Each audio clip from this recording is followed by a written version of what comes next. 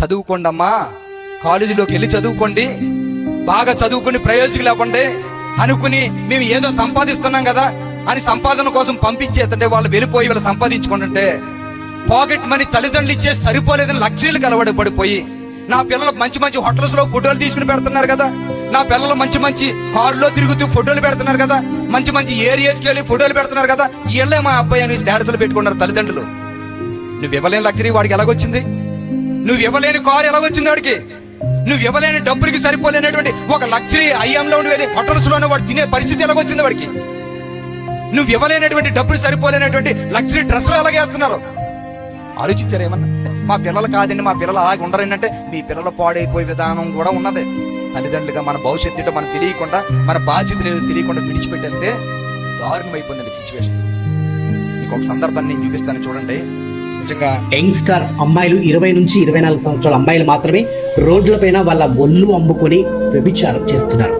చదువు కోసం హైదరాబాద్ కు వేరే రాష్ట్రాల నుంచి, జిల్లాల నుంచి నిజంగా వాళ్ళ తల్లిదండ్రులు కష్టపడి ఇక్కడికి పంపించి చదువుకోమని చెప్తే ఇక్కడ ఈజీ మనీ కోసం అలవాటు పడి వాళ్ళ ఒళ్ళు నమ్ముకొని ఇలా వ్యభిచారం చేస్తున్నారు. ఆ రాత్రుల్లో నిర్మానుష్య ప్రాంతాల్లో, రోడ్లలో, అదేవిధంగా హోటల్స్లలో, లాడ్జ్లలో, ఓయో రూమ్లలో, ఇలా గెస్ట్ హౌస్లలో, ఇప్పుడు గెస్ట్ రూమ్స్ అని కొత్తగా వచ్చినాయి అక్కడ.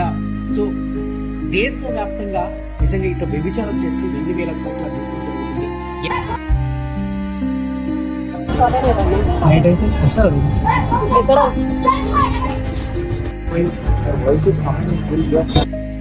ఇలా చేస్తారు మన చదువుకోవడానికి సిటీస్ పంపిస్తే హైదరాబాద్ ప్రాంతంలో యవనస్తుల పిల్లలు డబ్బులు పంపించేదానికి వీళ్ళు పంపించేది ఓన్లీ చదువుకోవడానికి వస్తున్నాయి కాబట్టి మంచి మంచి బట్టలు వేసుకోవడానికి, లగ్జరీగా హోటల్స్ లో తిరగడానికి, లగ్జరీగా తిరగడానికి వీళ్ళు ఏం చేస్తున్నారు తెలుసా? చదువుకోమని పంపిస్తుంటే వ్యభిచారం చేసి డబ్బులు సంపాదించుకున్నారండి.